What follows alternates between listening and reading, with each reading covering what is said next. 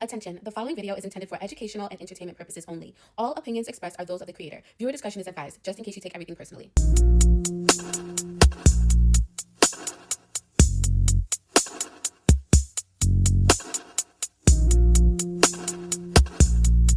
Hi, my name is Ricky and welcome back to my channel. So lately, you've probably seen the words dark feminine energy everywhere. On TikTok, on YouTube, on Instagram captions, on Pinterest mood boards, and now in this video.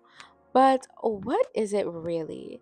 Is it about being toxic, manipulative? Is it about aesthetics, red lips, dark clothing, sultry eyes? Or is it something deeper? A reclaiming of power that society often denies women, especially Black women. In today's video, we're diving deep into the psychology of dark feminine energy, why it resonates so strongly right now, why we're obsessed with it, and why it holds so much cultural power in this moment. So, at its core, dark feminine energy is, it's not really about evil or harm. It represents a side of femininity that is often repressed or demonized, i.e., power, magnetism, mystery, which we just discussed in my last video, seduction, boundaries, self possession, and shadow integration. It's, the side of feminine energy that's unafraid to say no.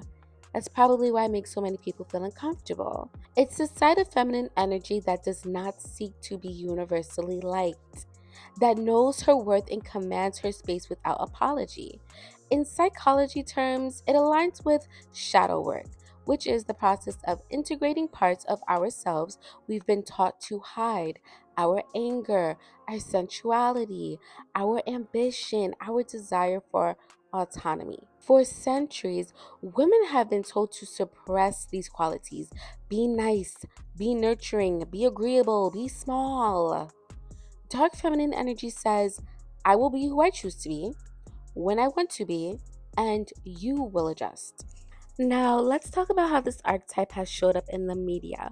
We can start with very classic examples: Miss Jessica Rabbit, who is often misunderstood as just eye candy, but in reality, she's super hyper aware of her effect on others and uses it with intention.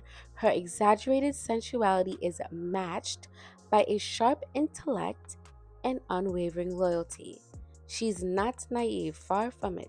She's strategic, calculated, and fully in control of her image. And then we move into Miss Rihanna, who is our modern day dark femme energy.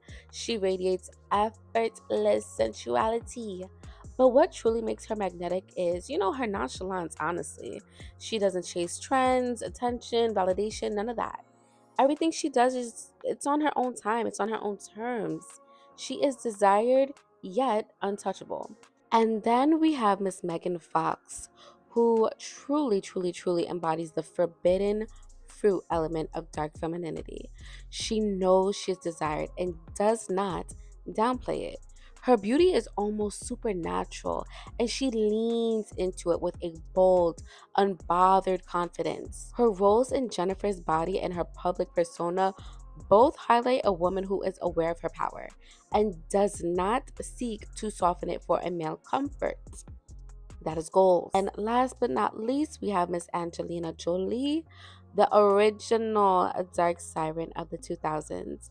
Her presence feels both seductive and dangerous. Whether she's acting or she is in real life, she exudes control, depth, and a slightly haunting beauty. Off screen, she's known for her humanitarian efforts and fierce independence, showing that dark feminine energy is not just about looks. It's not, ladies and gentlemen. It's about mystery, emotional complexity, and moving with power. So let's talk about how the cultural pendulum is swinging. For the past few years, soft feminine energy has dominated the cultural conversation, especially online. Think the good girl aesthetic, clean girl beauty, romanticizing routines, and a hyper focus on being nurturing, agreeable, and emotionally available. This was the rise of femininity as sweetness, softness, and safety, a comforting response to burnt out culture and masculine dominant hustle mindsets. But, and there's always a but, Human psychology always craves balance, right? So we enter the dark feminine energy, a shift in the opposite direction, where it says, yes, I can be kind, but I can be powerful. Yes, I can be nurturing, but I can also protect myself fiercely. Yes, I can be soft, but I can also be sharp. We're seeing a generation of women realize that true feminine energy isn't one dimensional, it's layered, it's moody, it's magnetic. The cultural pendulum is swinging towards embracing complexity over perfection, depth over likability, and allure over accessibility. Now, let's get into choosing yourself without apology. So, in my opinion, I feel like the pandemic forced an emotional reckoning, not just like individually, but I feel like as a culture, we all had an emotional reckoning. Life paused, priorities shifted, and suddenly, this idea of self sacrifice, especially for women, felt outdated. The need to be everything for everyone gave way to the question, what about me? In this era of rebirth and rebuilding, the dark feminine energy archetype resonates deeply. It's not about being cold, it's about having boundaries. It's not about rejecting love, it's not about abandoning yourself for it. It's about putting yourself first. Women are reclaiming their energy, their time, and emotional labor. Dark femininity aligns with this renewed sense of autonomy, where silence is strategy, privacy is power, and softness is a choice, not a default.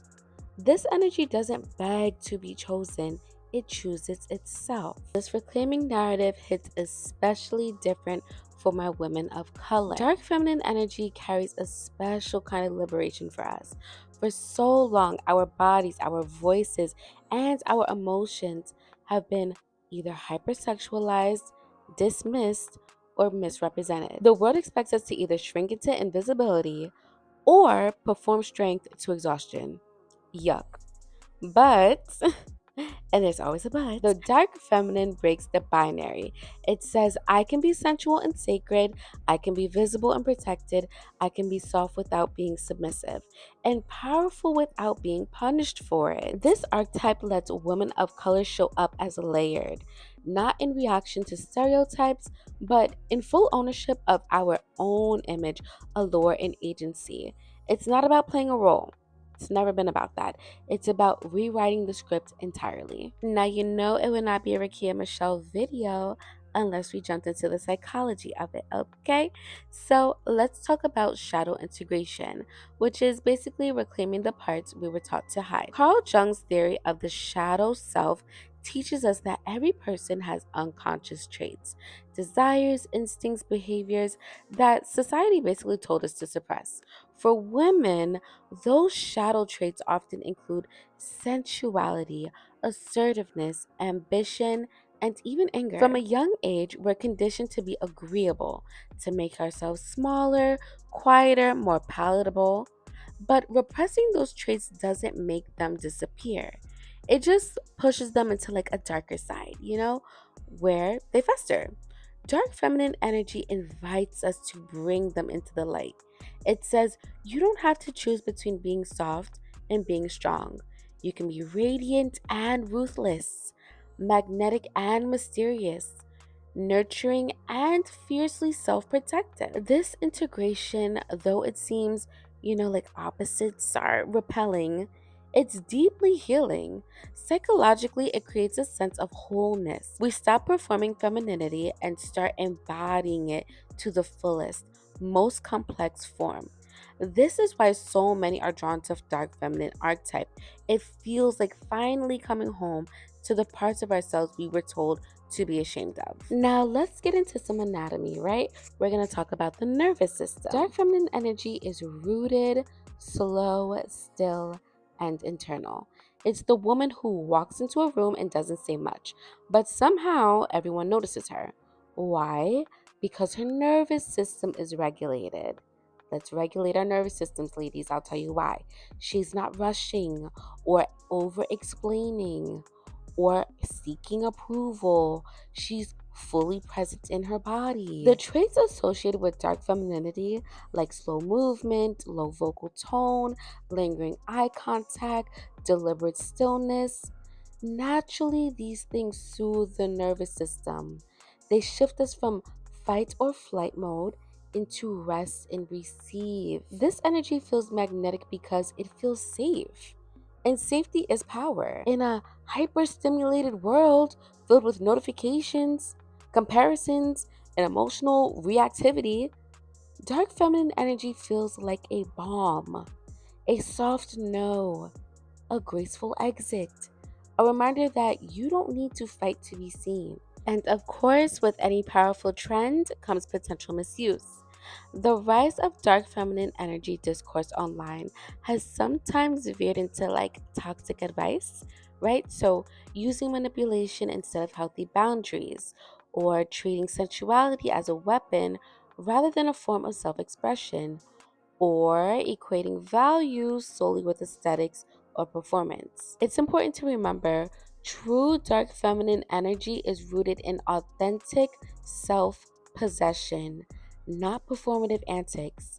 It's about aligning with truth, not crafting an image solely for external validation. The most magnetic dark energy comes from inner wholeness, not external posturing. So, here's the takeaway: the dark feminine isn't about evil or manipulation. It's about reclaiming the parts of yourself that patriarchy, white supremacy, and rigid gender norms told you to suppress. It's about moving through the world with embodied power, boundaries, and mystery for yourself first, and second, the world. And when approached with intention and authenticity, dark feminine energy can be one of the most healing, liberating, and empowering archetypes a woman can embrace. Trust me. If you love this video and you want to explore this energy further, make sure you subscribe because in my next video, I'll be showing you exactly how to embody dark feminine energy in your daily life through your presence, your mindset, and yes, even beauty and style. Until then, remember you don't have to shrink, you don't have to explain, you don't have to perform. You are powerful and your darkness is just as sacred as your light. I'll see you in the next one. Bye. Mwah.